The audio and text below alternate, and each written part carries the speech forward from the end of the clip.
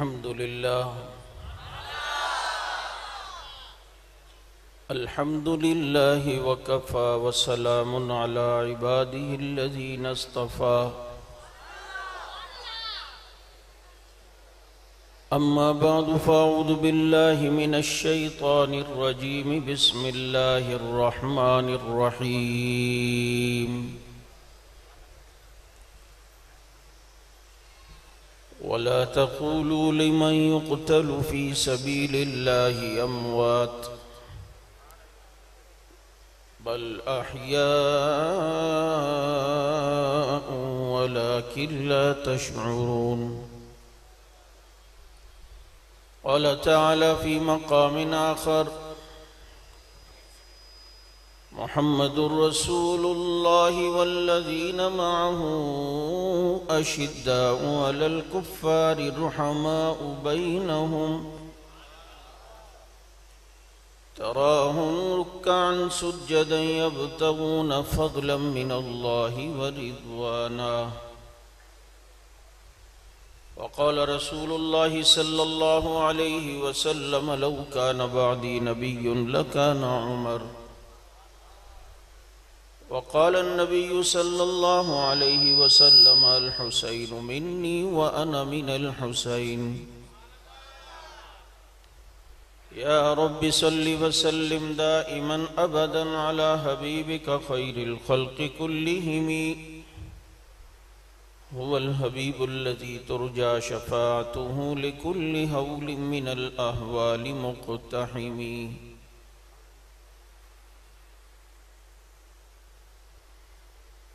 اس کی لوری کے لیے لفظ کہاں سے لاؤں سارے عالم کے مقدر کو جگایا جس نے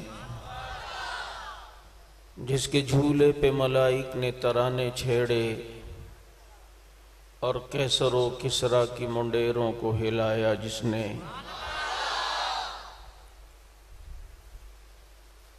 کتنا بلند مقام ہے پایا صدیق نے بستر نبی کے ساتھ لگایا صدیق نے اور مجھ میں تیرے دشمن میں مجھ میں اور تیرے دشمن میں یہ فرق ہے اے عمر میں تیرے نام پہ مرتا ہوں وہ تیرے نام سے مرتا ہے اور جسے پتہ ہی نہیں اپنے باپ کا وہ کیا بگاڑ لے گا عمر بن خطاب کا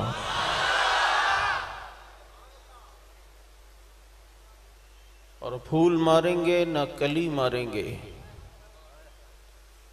امام ماریں گے نہ ولی ماریں گے ہو جس کے دل میں بغض اصحاب رسول کا عمر کے درے سے اسے علی ماریں گے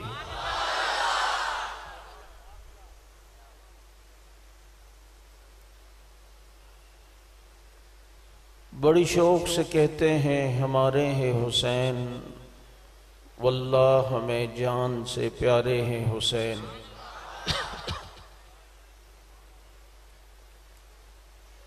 ملے گی جنت پیے گا کوثر اسی کے دل میں چین ہوگا نبی محبت کریں گے اس سے کہ جس کے دل میں حسین ہوگا درود پاک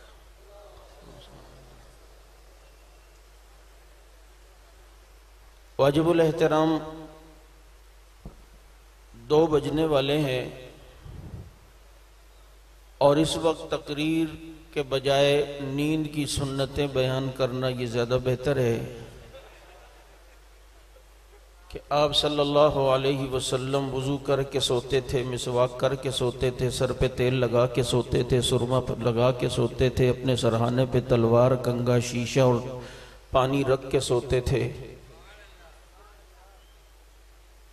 اور آپ صلی اللہ علیہ وسلم سوتے ہوئے کروٹ لیتے ہوئے کون سی دعا پڑھتے تھے دائیں ہاتھ کو اپنے گال پہ رکھ کر کیسے سوتے تھے اور رات کی کسی پہر اٹھتے اور اٹھ کر اگر بیت الخلا جانا ہوتا اور واپس سونے کا ارادہ ہوتا تو اپنی آنکھوں پہ تھوڑے چھینٹے مارتے تھے پھر سوتے تھے پھر جب صبح اٹھتے تھے تو سب سے پہلے انگلیوں سے اپنی نیند کا خمار دور کرتے تھے۔ یہ ساری سنتیں نیند کی اس وقت سنانا یہ زیادہ بہتر ہوگا، اور آپ لوگ بھی میرے خیال میں تھکے ہوئے ہیں، اور حقیقت ہے کہ خطیب کا ایک ذہن ہوتا ہے کہ اس ٹائم تک وہ وکیل سب کی سنتا ہے، سب کو سناتا ہے، لیکن سنتا کسی کی نہیں۔ یہی حال خطیب کا بھی ہوتا ہے، اور بہرحال میں کوشش کروں گا کہ مختصراً چند ایک معروضات عرض کروں۔ زیادہ ٹائم نہیں لیتا کہ اگر ہماری فجر چھوٹ گئی تو گناہ تو مجھے ہوگا کہ اتنا لمبا لے کر گئے تھے اور فجر چھڑوا دی۔ فجر پڑھ لی سب نے؟ اچھا،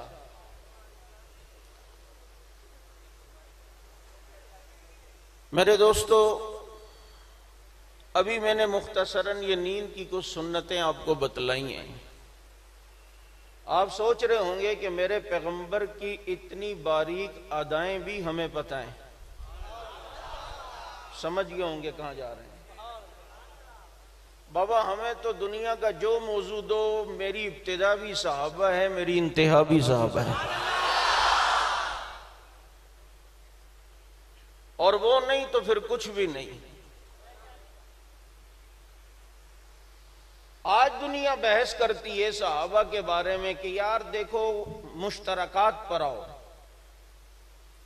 دیکھو وہ بھی جس کو مانتے ہیں، آپ بھی جس چیز کے اندر وہ ایگری ہیں آپ بھی ہیں، مشترکات پر آؤ۔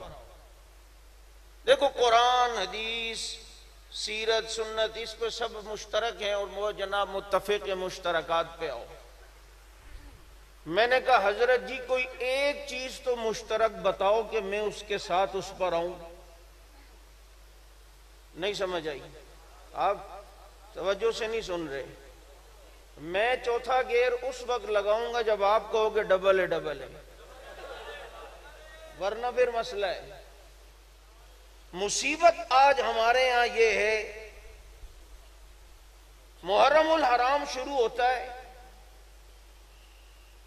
بہت سے ایسے مامے ہیں جو جاتے ہیں ادھر۔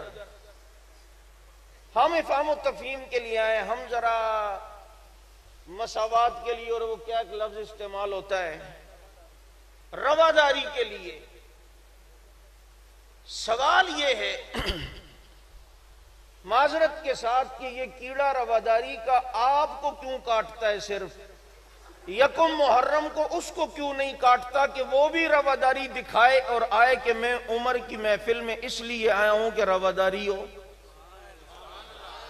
کبھی 22 جمادی الثانی کے محفل میں وہ آیا ہو کہ جی ہم رواداری چاہتے ہیں، چاہے جتنا بھی اپنے کو کوئی معتدل کہے، عروۃ الوثقی ہو یا جس والا بھی ہو، کبھی اس نے آ کر تجھے رواداری دکھائی ہے؟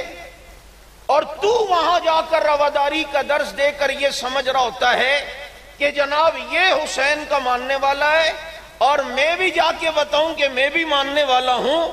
تجھے وضاحت کی ضرورت کب سے پیش آ گئی ہے؟ تجھے وضاحت کی جناب ضرورت کیوں پیش آ گئی ہے؟ تجھے ہی کیوں ہوتی ہے رواداری کی یہ فکر، اور وہ ادھر سے رواداری کیوں نہیں دکھاتا؟ یاد رکھو تمہیں اتنا آسان مسئلہ سمجھ میں نہیں آتا کہ جو کربلا میں حسین کا نہیں ہوا ہے، خدا کی قسم وہ میرا اور تیرا بھی نہیں ہو سکتا ہے۔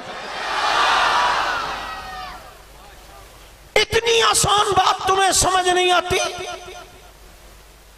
اور پھر بعض دفعہ خوش بھی ہو جاتا ہے۔ میں گیا تھا، انہوں نے فراغ دلی کا مظاہرہ کیا اور مجھے آگے کیا نماز کے لیے، میں نے پڑھائی۔ مجھے دیکھو یہ طریقہ ہوتا ہے رواداری کا، مجھے آگے کیا، مجھے امام مانا۔ مولوی صاحب ناراض نہ ہونا، شاید میری باتیں کچھ کڑوی لگیں، کیونکہ یہ رواداری اور یہ پتہ نہیں کون سی داڑھی، یہ ہم سوشل میڈیا پر آج کل دیکھتے ہیں، ہمارا دل دکھتا ہے۔ یہی رواداری ذرا اس سے بھی تو کر کے دکھانا جس نے تیرے باپ کو گالی دی ہوئی ہو، جس نے تیری ماں کو گالی دی ہوئی ہو، اور جس نے تیرے خاندان والوں پہ تبرہ کیا ہو، تو وہاں فراخ دلی دکھانا۔ تجھے ساری فراخ دلی صدیق کے دشمن کے لیے نظر آتی ہے، عمر کے دشمن کے لیے نظر آتی ہے، اور تو اس پر خوش ہے کہ اس نے مجھے امامت کے لیے آگے کیا اور مجھے امام مانا۔ تیرے اندر کون سی ایسی اچھی صفات ہیں جو ابو بکر میں نہیں ہے، جو عمر میں نہیں ہے؟ وہ تجھے امام مان رہا ہے، ان کو امام نہیں مان رہا۔ بتا تو صحیح، جسے صدیق اچھا نہیں لگتا وہ تجھے کیوں پسند کر رہا ہے؟ یاد رکھ، جسے صدیق اچھا نہیں لگتا اگر وہ مجھے کہتا ہے کہ مجھے تو بھی اچھا نہیں لگتا، اللہ کی قسم یہی میرے لیے اعزاز کی بات ہے، اور یہ جملہ وہ کل قیامت کے دن کہہ دے تو میرے لیے نجات کی بات ہے۔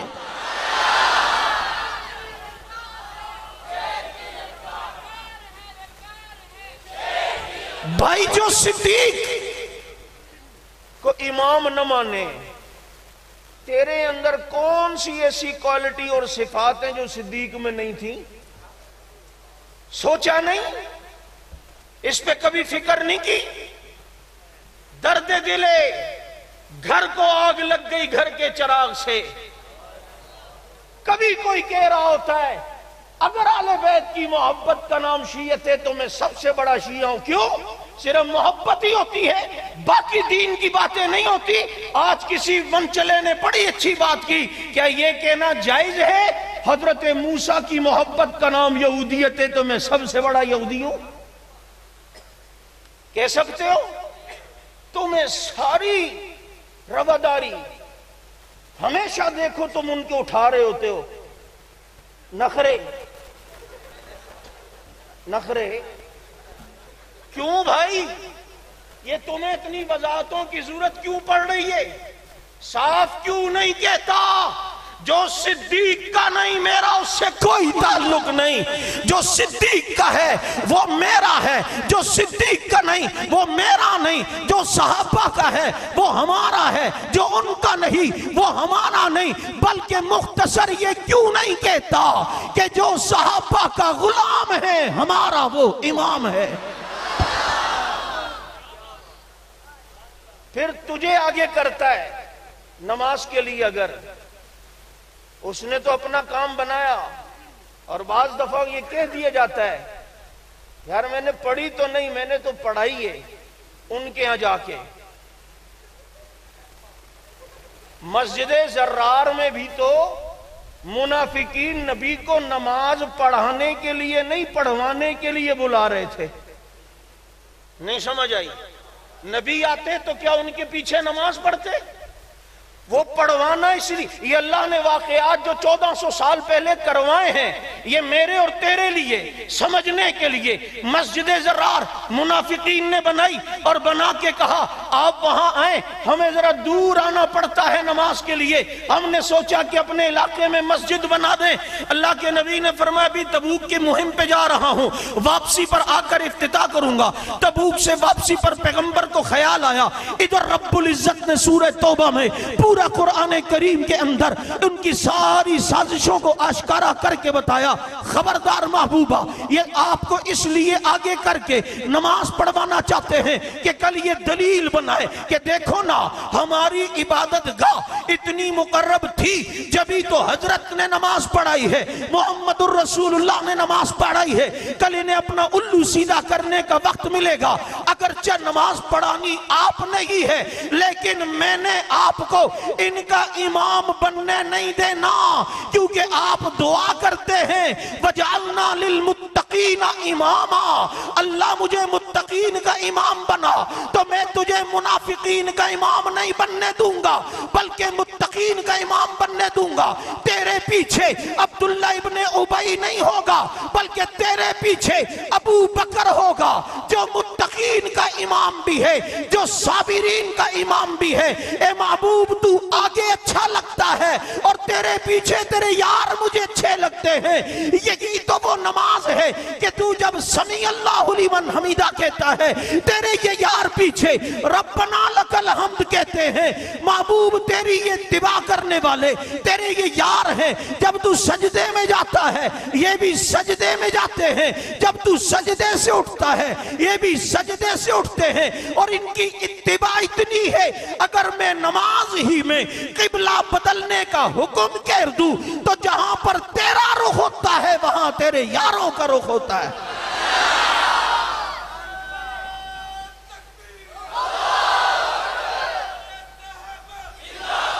اتباع دیکھو، ہائے ہائے اتباع کوئی سیکھے تو صحابہ سے۔ مسجد قبلتین، نبی نماز پڑھا رہے ہیں، قبلہ اس سائڈ اور بالکل اس کو اپوزٹ سائڈ قبلہ تھا جو آج ہمارا بیت اللہ ہے۔ جیسے یہاں قبلہ یہاں ہے اور بیت المقدس وہاں تھا۔ نبی نماز پڑھا رہے ہیں، 2 رکعتیں ہو گئیں، 2 باقی ہیں، قرآن آ گیا فولی وجہک شطر المسجد الحرام۔ توجہ توجہ توجہ، پتہ نہیں تم وہاں پہنچو گے یا نہیں۔ جس نظر سے میں سوچ رہا ہوں، جس نظر سے اللہ نے قرآن میں نبی سے فرمایا وَلَا تَعْدُ عَيْنَاكَ عَنْهُمْ، اے نبی صحابہ سے نظریں نہیں ہٹانی آپ نے ان پر نظریں رکھنی ہیں۔ آج تو کہتا ہے مجھ پر میرے پیر کی نظر، میرے مرشد کی نظر، مجھ پر میرے شیخ کی نظر۔ مانتا ہوں تو خوش قسمت ہے، بتانا جس پر امام الانبیاء کی نظر ہو وہ کتنے خوش نصیب۔ اور یہ بات کبھی میرے ذہن میں شاید آئی نہیں جو اگلے میں نقطہ پیش کر رہا ہوں، یہ آپ کی اخلاص کی برکت ہے شاید۔ اے نبی ان سے نظریں نہ ہٹانا، کتنے خوش نصیب ہیں، ان پر نبی کی نظر ہے۔ پھر بات وہیں آتی ہے چودھری صاحب کا پسندیدہ موضوع، باقی تو سب پر نبی کی نظریں، ادھر بھی نبی کی نظریں اور نبی کے اوپر ان کی نظریں، لیکن ایک وہ لمحہ تھا، 2 ہی تھے، ایک اسے دیکھ رہا تھا، یہ اسے دیکھ رہا تھا۔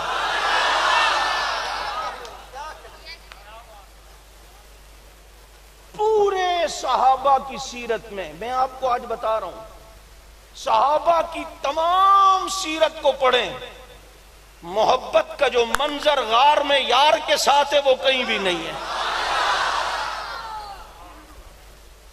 محبت کا جو منظر، کیونکہ جب ڈنگ مارا نا کالے نے تو سانپ نے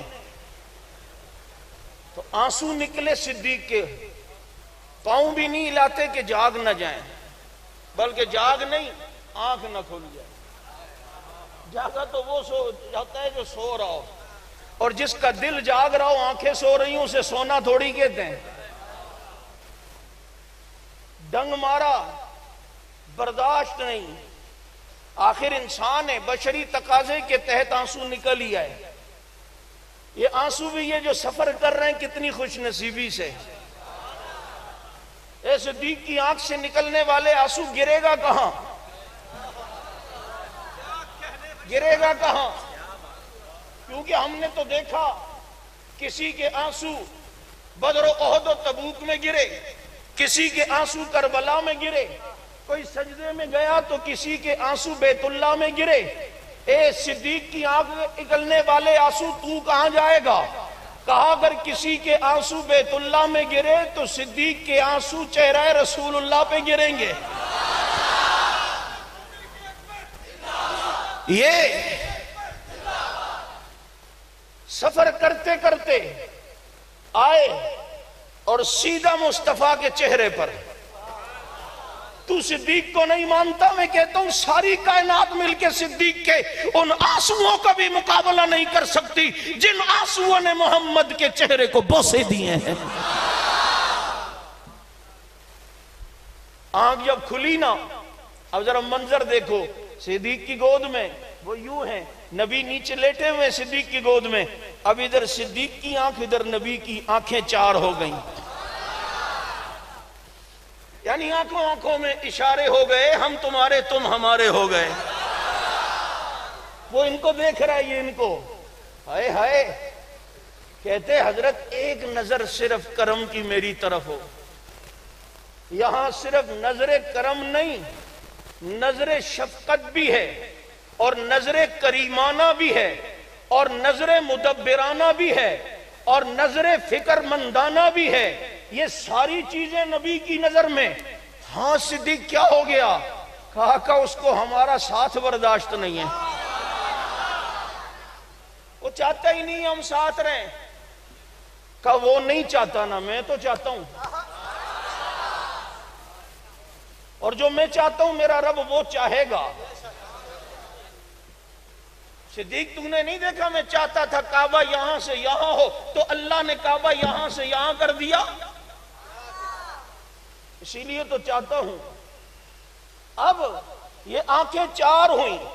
وَلَا تَعْدُوا عَيْنَاكَ عَنْهُمْ، چہرہ نہ پھیریے گا. اتباع میں بتا رہا تھا. توجہ، یہاں چہرہ انور نبی کا، صحابہ صفوں میں.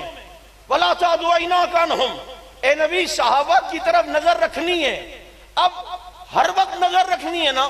اب نماز میں تو نظر اللہ کی طرف متوجہ ہونی ہے، صحابہ کی طرف کیسے ہو؟ اب اس کا بھی اللہ نے ایک ماحول بنایا، اب اس کا بھی ایک موقع بنایا. کیسے بنایا؟ صفیں کھڑی ہیں، نبی آگے نماز پڑھا رہے ہیں، 2 رکعتیں ہو گئیں، دوسری کے بعد تیسری رکعت ہوئی. فرمایا فولی وجہ کا شطر المسجد الحرام، مسجد حرام کی طرف چہرہ پھیر لیجئے. اب جب نبی نے یوں چہرہ پھیرا تو صحابہ کا چہرہ نبی کے چہرے کے سامنے آیا ہے. اب بھی مصطفیٰ نماز میں بھی صحابہ کی طرف دیکھ رہے ہیں، کیونکہ صحابہ کا ابھی تک رخ تو بیت المقدس کی طرف تھا. اب جناب نبی کا چہرہ صحابہ کی طرف، صحابہ کا چہرہ نبی کی طرف. یہ وہ نبی کی نماز ہے کہ جہاں پر نماز میں بھی نبی کا چہرہ جہاں بیت اللہ کی طرف ہے وہیں پر حزب اللہ کی طرف بھی ہے. اب یوں آئی آنکھیں، یہاں والی یہاں. یہ منظر تھا. اتباع دیکھو، یہ نہیں سوال کرنا بھئی کیوں کر دیا قیادت نے ایسا، کیوں پھیر دیا؟ کہا بس جس نے رخ جہاں پھیرا ہے وہیں پھیر. نبی آگے ہوتے گئے، صحابہ راستہ دیتے گئے نماز ہی میں. اب نبی آگے ہو گئے، یہ صحابہ پیچھے ہو گئے، اور جناب یوں چہرہ واپس قبلے کی طرف کر کے مجھے بتایا ہے، تجھے بتایا ہے اتباع یوں ہوتا ہے. اتباع یوں ہوتا ہے جیسے حضرات صحابہ کرام نے کر کے دکھایا. میں عرض کر رہا تھا کہ اے نبی آپ نے مسجد زرار میں نماز بھی نہیں پڑھانی تاکہ منافقین کو یہ موقع نہ ملے بعد میں. دیکھو نا جی، حضرت بھی آئے تھے ہمارے یہاں. اگر ہم اتنے ہی غلط ہوتے تو پھر حضرت ہمارے یہاں کیوں آ کے نماز پڑھا کر گئے ہیں؟ ہاں اب یہ موقع نبی نے منافقین کو ملنے ہی نہیں دینا تھا، اس لیے وہاں جا کر منع فرما دیا. جب منافقین کا امام نبی کو رب بننے نہیں دیتا، مجھے بتا حضرت جی آپ کیسے بن سکتے ہیں؟ نہیں سمجھ آ رہی. پھر دوسری بات یہ ہے، آپ کو تو امام مان رہا ہے ماشاءاللہ حضرت آگے. ذرا میں اپنا نام تو نہیں لیتا ہوں، میں بہت چھوٹا ہوں. ذرا لدھیانوی اور فاروقی بھی آئے تو ان کو بھی کہنا ذرا حضرت نماز پڑھائیں.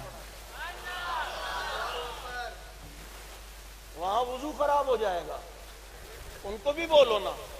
نہیں یہ والے ہمیں اچھے نہیں لگتے، یہ نہیں اچھے، یہ ایسے ہی ہیں، ایسے ہی ہیں. میں نے کہا میری نجات کے لیے یہ کافی ہے کہ کوئی جس کو صدیق اچھا نہیں لگتا اسے میں بھی اچھا نہ لگوں. میں نے کہا ان کے پیچھے پڑے گا ان کو امام؟ کہتے ہیں. میں نے کہا تو پڑھ نہیں سکتا. کہتے کیوں؟ میں نے کہا روزانہ ایک لومڑی مرغی پر حملے کا ارادہ کرتی، مرغی چڑھ جاتی درخت پر، اس کا ارادہ ہوتا تھا کہ جناب مرغی کو کھاؤں. ایک دن اس نے شیر کو کہا، بتا دیا مرغی نے کہ یوں لومڑی میرے غلط ارادے سے آتی ہے اور مجھ پر حملہ کرنا چاہتی ہے. اس نے کہا اب ذرا آئے نا تو آزان دے دینا، میں آؤں گا. اب جب مرغی پیچھے جیسے ہی لومڑی حملے کے ارادے سے آئی، یہ چڑھ گئی مرغی پیڑ کے اوپر ٹہنی پر، اور اس نے آواز دی. لومڑی بڑی پیاری سیانی تھی، کلر بھی اس کا بلیک تھا، اور اس نے کہا تھا اس کا ایسا ہی. وہ آزان جب ہوئی تو لومڑی نے کہا آزان دی آئے نا جماعت تو کرائیں. اس نے کہا صبر کرو امام آ رہا ہے، جماعت سے پڑھیں گے. جب اس نے شیر کو آتے ہوئے دیکھا تو لومڑی بھاگی، اور اس نے کہا نماز جماعت سے. اس نے کہا لدھیانوی فاروقی کے پیچھے میری نماز نہیں ہوتی، شیر کے پیچھے میری نماز نہیں ہوتی. اس نے یہ کہا ادھر بھی ہونا، لیکن نہیں، ایسا ہو ہی نہیں سکتا. میرے دوستو یاد رکھو، ہم نے چہرہ اس کی طرف کرنا ہے کہ جس کا چہرہ نبی کے چہرے سے یوں مل رہا تھا. ملا یا نہیں؟ بولو. مجھے کسی نے کہا کہ یار حضرت علی کی بہادری دیکھو، نبی بستر پہ سلا کے گئے اور وہ تلواروں کے سائے میں سو گئے. انہیں نبی کی فکر نہیں تھی کہ نبی تو نکلے پتہ نہیں ان کا کیا ہوگا. میں نے کہا کیوں نہیں تھا؟ علی تو بہادر ہے، تلواروں کے سائے میں سویا. کہا یار نبی کی فکر تو ہوگی علی کو کہ نبی تو یہاں سے نکلے پتہ نہیں ان کا کیا ہوگا. میں نے کہا علی کو نبی کی فکر کی ضرورت نہیں تھی، علی بے فکر تھا. کہنے لگا وہ کیسے؟ میں نے کہا اس لیے کہ علی کو پتا تھا کہ نبی کا پہرے دار ابو بکر ہے، اور جب پہرے دار ابو بکر ہوتا ہے تو علی یوں ہی سکون کی نیند سوتا ہے. اور لے گئے لے گئے لے گئے لے گئے لے ہی گئے. جس کے ذمے کام لگوانا ہوتا ہے اسے بستر سے لے جایا جاتا ہے اپنی تحویل میں کہ میرے بعد تو نے یہ سسٹم سنبھالنا ہے. نہیں سمجھ آ رہی؟ چلے گئے. پتہ نہیں میں نے بتلایا یا نہیں. سنو، پیچھے ابو جہل کمپنی آئی، آ کر اس نے ابو بکر کے گھر ریٹ ماری، اور آ کر دروازے پہ لات مار کے دروازے توڑ کے اندر گئے. آج تم کہتے ہو مولوی صاحب آپ کا کام بہت اچھا ہے، لیکن ایک بات کا ڈر ہے، ہمارے گھر والے پردے دار ہیں. سنا ہے جو اس جماعت میں آتا ہے کبھی کبھی ریڈ بھی ہوتی ہے، گھر کے چادر چار دیواری کا تقدس پامال نہ ہو. ہمارے گھر میں مستورات بھی ہیں. میں نے کہا کیا میرے گھر والوں کی عزت ابو بکر کے گھر والوں کی عزت سے زیادہ ہے؟ میرے گھر کا پردہ کیا عائشہ اور اسما کے پردے سے زیادہ ہے؟ یا میرے گھر کی چادر اور چار دیواری کا تقدس کیا صدیق کی چادر اور چار دیواری کے تقدس سے زیادہ ہے؟ صدیق اگر تو مصطفیٰ کی محبت میں اپنے گھر کی چادر چار دیواری کے تقدس کی پرواہ نہیں کرتا، میں اس مسجد شاہی میں تیری روح سے وعدہ کرتا ہوں کہ میں بھی تیری محبت اور دفاع میں اپنے گھر کی چادر چار دیواری کے تقدس کی پرواہ نہیں کروں گا.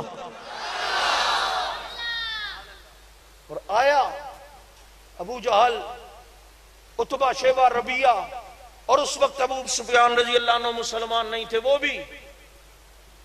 حضرت اسما سے پوچھا ابو بکر کی بیٹی سے، تو یہ پتہ ہے تیرا نبی اور باپ تیرا کہاں ہے؟ اب اگر وہ کہتی ہے نہیں تو پرورش صدیق کی گود میں ہوئی ہے. اگر کہتی ہے تو پھر یوں کہنا پڑے گا کہ ادھر آ ستمگر ہم نر آزمائے، تو تیر آزما ہم جگر آزمائے.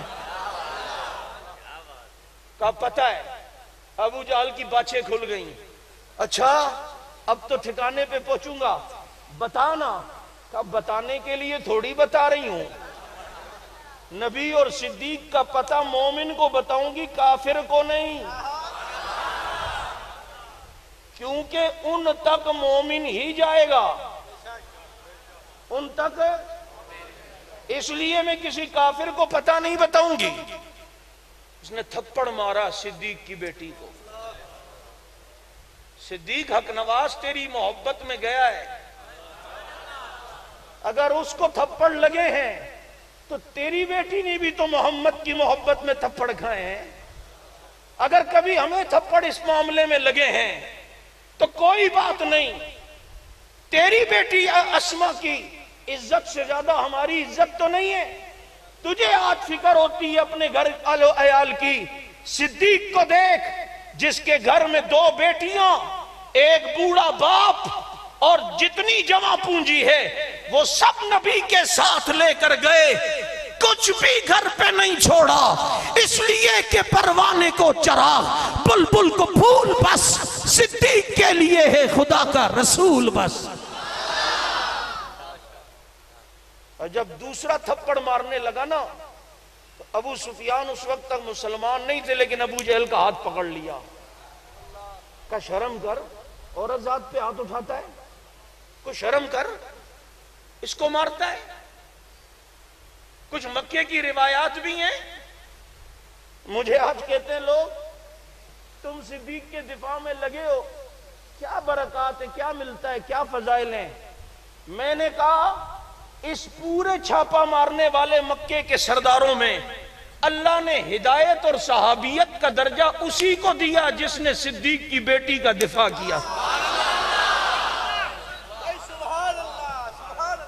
اس پورے ریٹ مارنے والوں میں نہ ابو جہل مومن ہوا، نہ عتبہ مومن ہوا، نہ شیبہ مومن ہوا.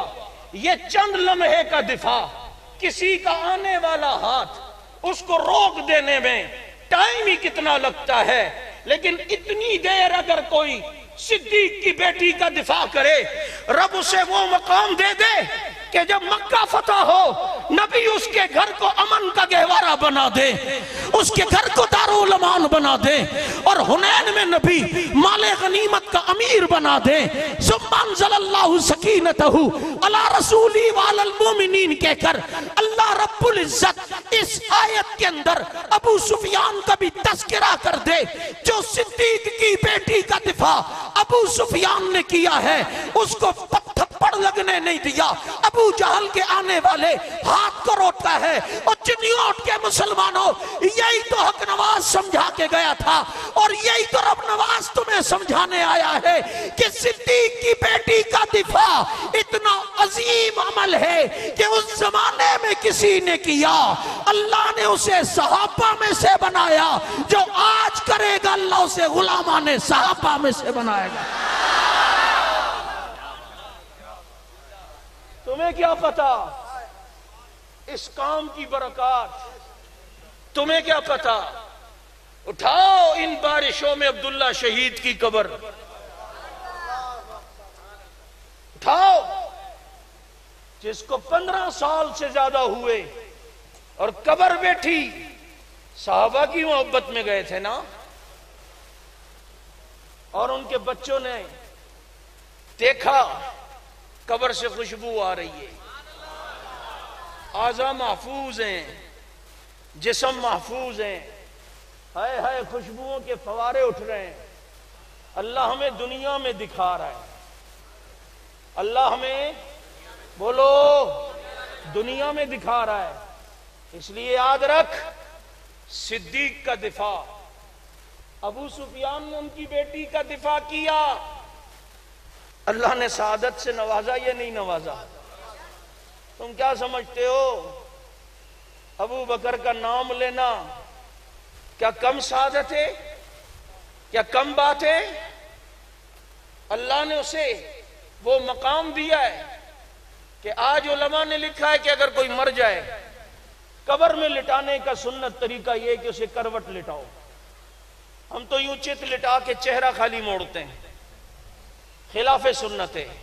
کروٹ، چہرہ بھی قبلے کی طرف ہو، سینہ بھی قبلے کی طرف ہو، پیٹ بھی قبلے کی طرف ہو، گھٹنے بھی قبلے کی طرف ہوں، یوں لٹایا جائے. چہرہ بیت اللہ کی طرف ہو، یوں لٹایا جائے. اب ذرا نبی کے روزے کا منظر دیکھ. میں کیسے خوش نصیب کو جانتا ہوں. تجھے چنیوٹ میں دفن کیا جائے تو تیرا چہرہ بیت اللہ کی طرف ہوتا ہے. تجھے اگر جنت البقیع میں دفن کیا جائے تیرا چہرہ بیت اللہ کی طرف ہوتا ہے. میں ایک ایسے خوش نصیب کو جانتا ہوں کہ وہ نبی کے پہلو میں سو رہا ہے اور کروٹ پہ سو رہا ہے اور اس کا چہرہ صرف بیت اللہ کی طرف نہیں رسول اللہ کی طرف بھی ہے. صرف بیت اللہ کی طرف نہیں بلکہ رسول اللہ کی طرف بھی ہے صلی اللہ علیہ وسلم. نبی کی آواز پر سب سے پہلے لبیک کہنے والا اور نبی کے پہلو میں سب سے پہلے سونے والا ابو بکر.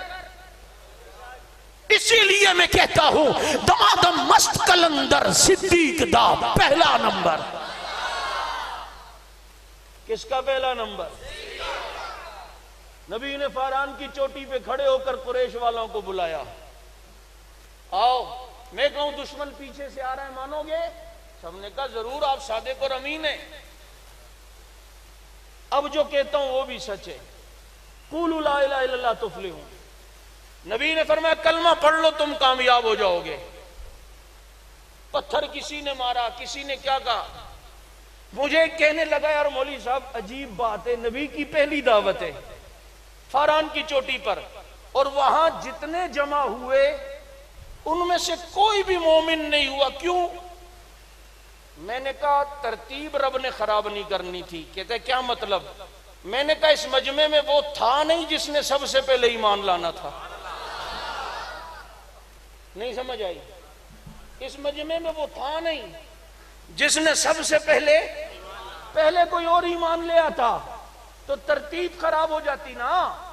اس لیے جس کی ترتیب پہلے نمبر پہ تھی تو اس کو جب کہا اس نے ماننے سے دریغ نہیں کیا, فوراً فرمایا میں نے تو آپ کو اس وقت بھی نبی مانا جب آپ نے بھی نبوت کا اعلان بھی نہیں کیا ہے. آپ نے بھی نبوت کا اعلان نہیں کیا ہے. اب یہ تیاریاں ہو رہی ہیں, ساتھی ملتے جا رہے ہیں. 10 ہو گئے, 20 ہو گئے, 30 ہو گئے, 39 ہو گئے. اب ایک 40واں چاہیے تھا. ایک اس کے لیے آ کر بیت اللہ میں دعا مانگتے ربا اسی گھر میں مجھے بھی کسی نے مانگا تھا. کس نے؟ بولو نا. کس نے؟ اللہ اس گھر میں مجھے بھی کسی نے مانگا تھا اور اسی گھر میں میں بھی تجھ سے کوئی مانگ رہا ہوں. اللہ جس نے مجھے مانگا تھا اس نے مانگتے ہوئے یہ کہا تھا ربنا وبعث فیہم رسولا منہم یتلو علیہم آیاتک ویعلمہم الکتاب والحکمت ویزکیہم. اللہ اس نے اس لیے مانگا تھا کہ یہاں دین پھیلے, میں آؤں. اب میں تجھ سے وہ مانگ رہا ہوں جو میرے دین پھیلانے کا ذریعہ بنے. اللہم اعز الاسلام بعمر ابن الخطاب. وہ مل گیا. کسی نے کہا مولوی صاحب دیکھو اگر نبی نے عزت کے لیے, اسلام کی عزت کے لیے مانگا تو 40ویں نمبر پہ کیوں؟ اس سے پہلے نبی نے عمر کیوں نہیں مانگا؟ کیا اس وقت اسلام کو عزت نہیں چاہیے تھی؟ میں نے کہا تم سمجھے نہیں. نبی نے جب دعوت دی ابو بکر ایمان لائے, عثمان ایمان, حضرت علی ایمان لائے, حضرت عثمان ایمان لائے, اس وقت تک صرف ایک جماعت بنانا مقصود تھا, ریاست بنانا ابھی ذہن میں نہیں تھا اور ارادہ نہیں تھا. جب 39 ہو گئے اب ذہن میں آیا کہ کیوں نہ ایک حکومت اور ریاست بنائی جائے جو دنیا کے اوپر اسلام کو غالب کرنے کا ذریعہ بنے. اب جب ریاست کا تصور نبی کے ذہن میں آیا تو اس ریاست کی بقا اور تعمیر و ترقی کے لیے اللہ کے نبی کی نظر اگر کسی پہ گئی ہے اسے دنیا عمر ابن خطاب کہتے ہیں. اس کے بارے میں فرمایا لو کان بعدی نبی لکان عمر. دیکھو یہ اہل سنت کا معتدلانہ عقیدہ, اس لیے اعتدال سے کبھی نہ ہٹنا. ہاں ہم نے ابو بکر کو خلیفہ اول مانا ہے. اگر ہم اعتدال پہ نہ ہوتے اور کسی کی محبت میں کسی کو تجاوز کرتے تو ہم کہتے پہلا نمبر عمر کا ہونا چاہیے کہ نبی انہوں نے کہا میرے بعد کوئی نبی ہوتا تو عمر ہوتا، لیکن نہیں۔ میں یہاں اشرف طاہر صاحب کی مسجد کون سے علاقے میں، پنڈی بٹیاں، وہاں مجھے کسی نے کہا، بات آئی تو بتا دوں کہ جی نبی نے فرمایا میرے بعد کوئی نبی ہوتا تو عمر ہوتا، درجہ تو ابو بکر کا بڑا ہے، پھر نبی نے عمر کو کیوں فرمایا میرے بعد کوئی نبی ہوتا تو وہ عمر ہوتا؟ میں نے کہا اصل میں حضرت تھانوی نے بڑا عاشقانہ جواب دیا۔ حضرت نے لکھا ہے تم اس حدیث کو غور سے دیکھ نہیں رہے۔ کہا وہ کیسے؟ کہا نبی نے فرمایا لو کان بعدی نبی لکان عمر، میرے بعد کوئی نبی ہوتا۔ نبی ابو بکر کو اپنے سے بود سمجھتے ہی نہیں تھے، اپنے سے جدا نبی تو جانتے تھے اگر میں جسم ہوں تو سایہ ابو بکر، اگر میں تارا ہوں تو تابانی ابو بکر، اگر میں چاند ہوں تو اس کی چاندنی ابو بکر، اگر میں سورج ہوں تو درخشانی ابو بکر، میں اگر پھول ہوں تو پھر جناب خوشبو ابو بکر۔ من تو شدم تو من شدے، من جان شدم تو روح شدے، تا کس نہ گوید بعد ازی من دیگرم تو دیگرے۔ اور میں کہا پھر دوسری بات یہ، شروع سے ایک ترتیب ذرا یوں کافی چلتی ہوئی آ رہی تھی۔ آدم علیہ السلام پہلے نبی، نرم مزاج، نوح علیہ السلام آئے گرم مزاج، حضرت داؤد علیہ السلام آئے نرم مزاج، سلیمان علیہ السلام آئے گرم مزاج، یہ سلسلہ یوں چلتا گیا۔ یوں جناب حضرت موسیٰ علیہ السلام آئے گرم مزاج، حضرت عیسیٰ آئے نرم مزاج، لیکن چونکہ آسمانوں پہ اٹھا لیے گئے بعد میں آئیں گے قیامت سے پہلے، پھر ہمارے نبی آئے تو نرم مزاج۔ تو شروع سے ترتیب یہ، ایک نبی گرم مزاج، پھر ایک نرم مزاج، ایک گرم مزاج، ایک نرم مزاج، حضرت موسیٰ گرم مزاج، ہمارے نبی نرم مزاج۔ اب چونکہ اگر نبوت کا سلسلہ چلتا تو ایک گرم مزاج نبی نے آنا تھا، ابو بکر تو نرم مزاج ہے، اسی لیے نبی نے فرمایا لو کان بعدی نبی لکان عمر، میرے بعد کوئی نبی ہوتا تو عمر ہوتا۔ کیونکہ نرم گرم یہ سلسلہ رہے نا، اللہ کے نبی کھجور بھی کھاتے تو سنت یہ ہے کہ اس کے ساتھ نبی خربوزہ بھی کوئی کھاتے، تاکہ خربوزے کی ٹھنڈک اور کھجور کی گرمی دونوں اعتدال رہے۔ یہی تو وجہ ہے ابو بکر صدیق جب خلیفہ بنے نرم مزاج تھے، لیکن اپنا کمانڈر ان چیف خالد ابن ولید کو چنا جو گرم مزاج تھا۔ کیوں؟ اعتدال میں رہے، ان کی نرمی ان کی سختی معتدل رہے۔ اب جب حضرت عمر خلیفہ بنے تو ذرا گرم مزاج تھے، تو اپنا کمانڈر ان چیف ابو عبیدہ بن جراح اور نرم مزاج تھے ان کو بنایا۔ ابو بکر خلیفہ بنے گرم مزاج، حضرت خالد ابن ولید کو اپنا کمانڈر ان چیف بنایا۔ حضرت عمر خلیفہ بنے، اپنا کمانڈر ان چیف نرم مزاج ابو عبیدہ کو بنایا۔ جب ایک جماعت میں یوں نرم اور گرم دونوں مزاج کے ہوتے ہیں تو وہاں صحابہ کی جماعت چلی تھی، یہاں فاروقی گرم مزاج، لدھیانوی جناب گرم نرم مزاج، یہاں پھر صحابہ کے غلاموں کی جماعت بھی چلتی ہے۔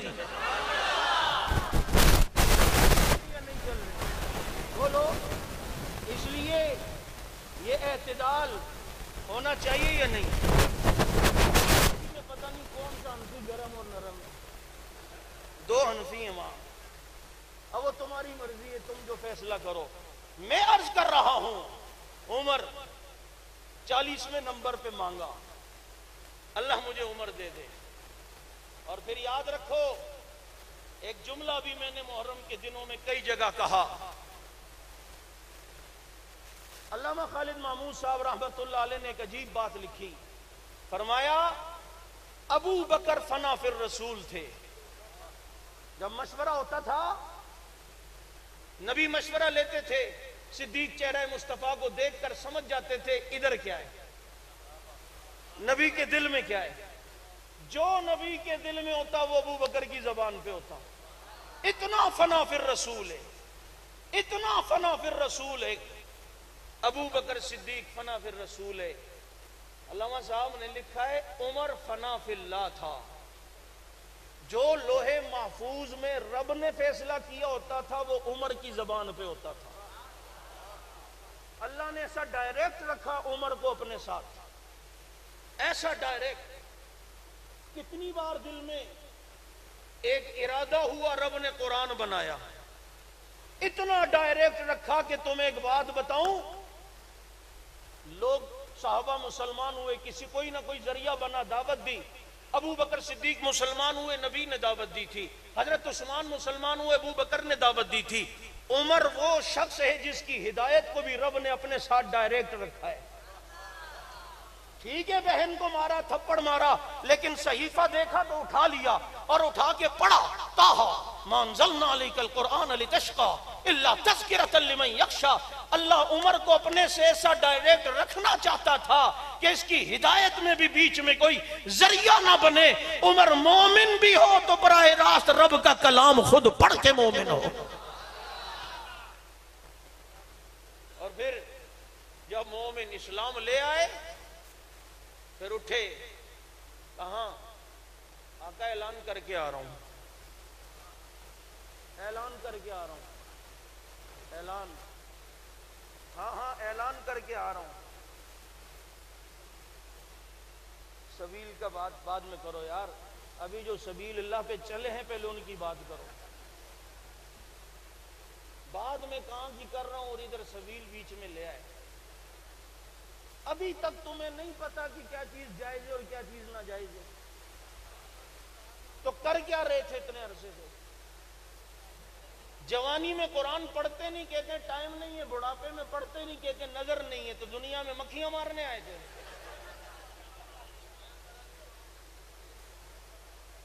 پہلے ان کو سنو جنہوں نے ہمیں سبیل اللہ دکھائی ہے. اللہ کا راستہ کون؟ بولو بولو، کون کون؟ زور سے بولو، پیار سے بولو یار، ذرا گرج کے بولو یا ذرا محبت سے بولو یا ذرا عشق سے بولو اور ذرا اونچا بولو اور کسی کو جلا کے بولو، کسی کو اپنا بنا کے بولو. صحابہ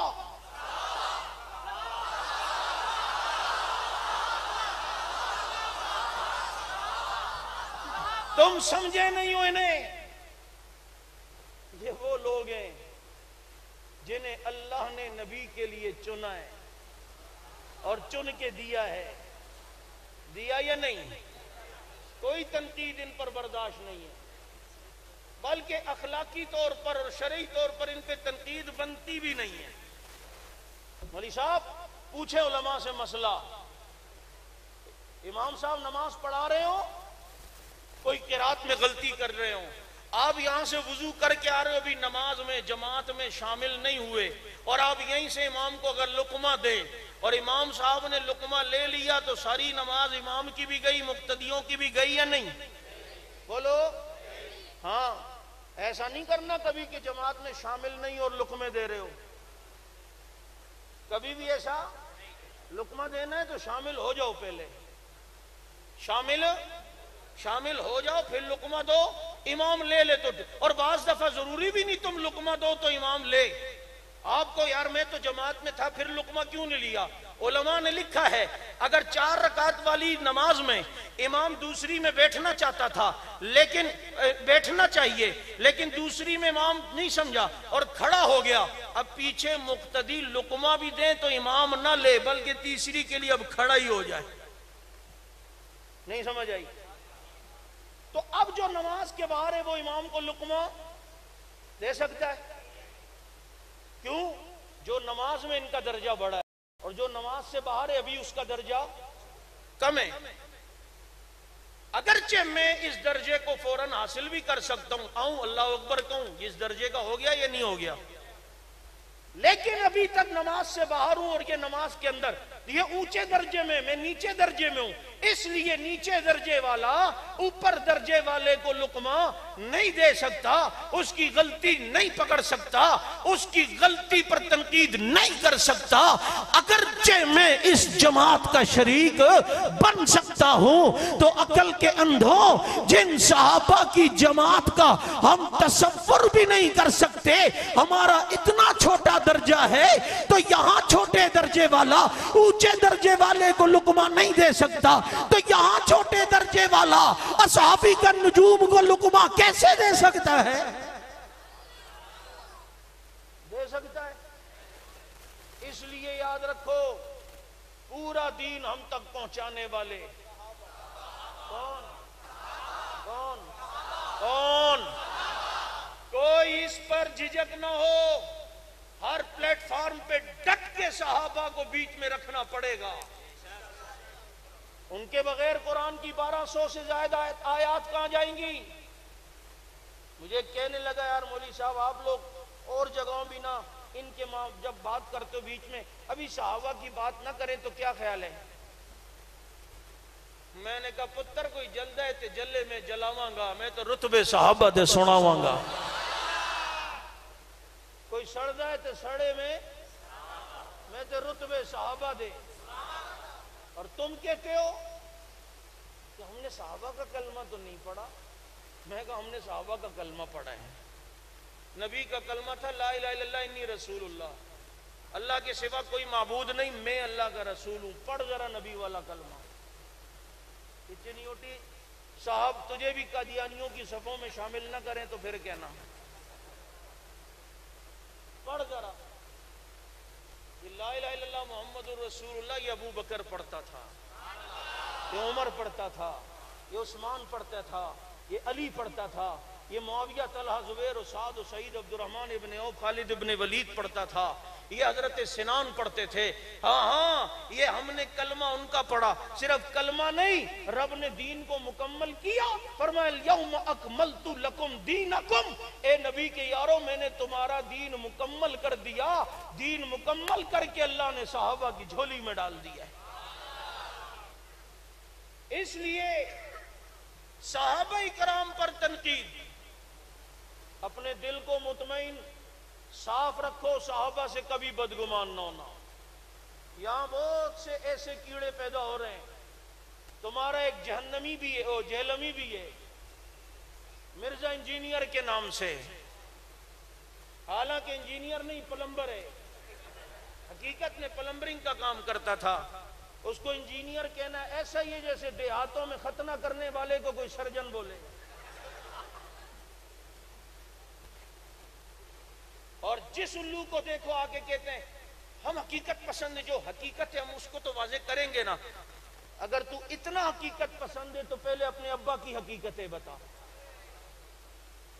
اپنی حقیقتیں بتا۔ تجھے حقیقت بتانے کے لیے صحابہ ملے، تو کیا تیری حقیقت بھی خدا کی قسم خیال ہے، کیونکہ صحابہ کی مدحت میں رب کا قرآن گویا ہوتا ہے۔ ہاں میں آسمان کو دیکھ رہا ہوں، میں شاہی مسجد میں ہوں، شک ہو سکتا ہے، قرآن میں شک نہیں ہو سکتا۔ ان کی مدح سرائی کر رہا ہے تو قرآن کر رہا ہے۔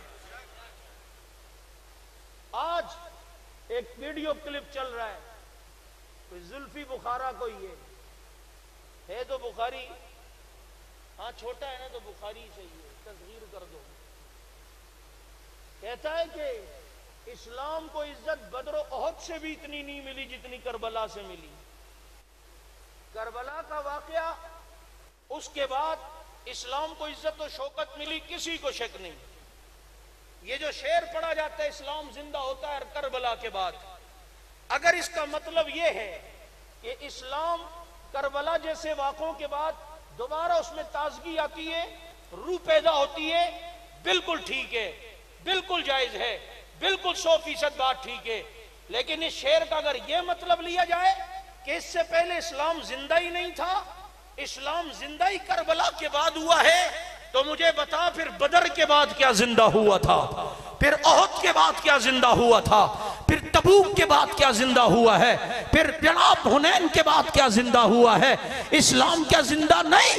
جس عمر نے کیسر و کسرا کو دن میں تارے دکھائے ہیں، اسلام کو زندہ نہیں کیا تو اور پھر کس کو زندہ کیا ہے؟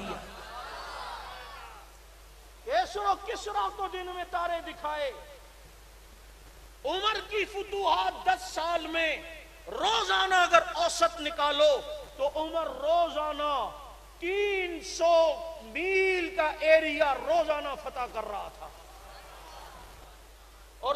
300 میل انگریزی 480 کلومیٹر بنتے ہیں. ہمارے کراچی سے سکھر تک کا علاقہ اتنا روز جس کے دور خلافت میں فتح ہو دنیا اسے فاروق اعظم کہتی ہے. کیا کہتی ہے؟ 320 میل کا ایریا روز. کیونکہ حضرت عمر نے 10 سال حکومت کی. ان 10 سالوں میں 11 لاکھ مربع میل کو علاقے فتح کیے. اب اس کو اگر آپ تقسیم کریں یومیہ پر, یہ 320 میل بن رہے ہیں. بتاؤ اسلام اس کو عزت نہیں کہتے تو کس کو عزت کہتے؟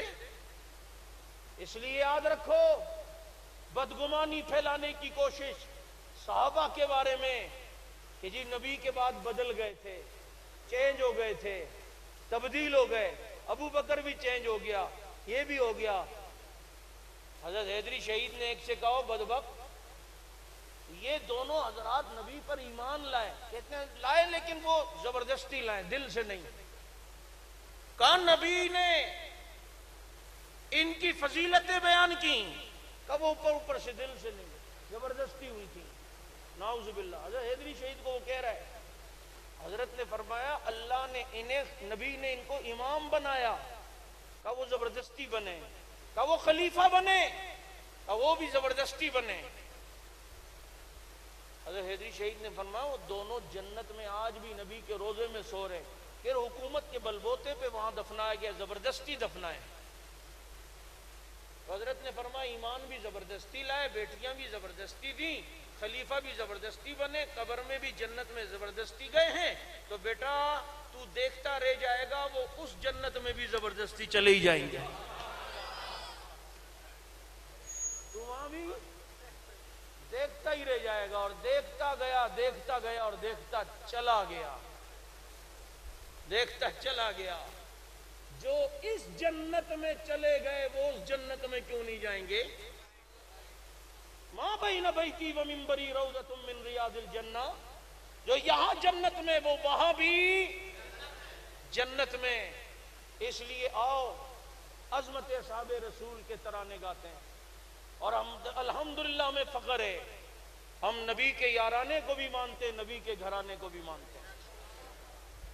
جیسے عمر رضی اللہ تعالیٰ عنہ یکم محرم کو شہید ہوئے, حضرت حسین اپنے رفقا کے ساتھ 72 ساتھیوں کے ساتھ 10 محرم کو. عمر بھی ہمارا, حسین بھی. بولو خدا کی قسم, حسین کی پاؤں کی مٹی ملے ہم اپنی آنکھوں کا سرما بناؤ. تمہیں کیا پتا حسینیت کیا ہے؟ حسینیت اس چیز کا نام ہے, اس چیز کا نام ہے. حسینیت نام ہے 5 وقتہ نماز پڑھنے کا, ان 30 پارے والے قرآن کو پڑھنے کا. حسینیت نام ہے ابو بکر کے پیچھے نماز پڑھنے کا. حسینیت نماز عمر کے پیچھے نماز پڑھنے کا. حسینیت نماز عثمان کے پیچھے نماز پڑھنے کا. حسینیت نام ہے معاویہ کے ہاتھ پہ بیعت کر کے معاویہ کو امام ماننے کا. اب بتاؤ سچا حسینی کون؟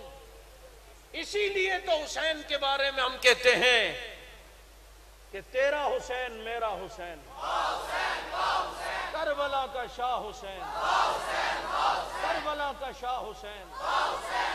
آؤ صحابہ اہل بیت کی عزت و ناموس کے لیے یہ کہتے ہوئے میدان میں کود پڑو کہ فنا فی اللہ کی تہ میں بقا کا راز مضمر ہے, جسے مرنا نہیں آتا اسے جینا نہیں.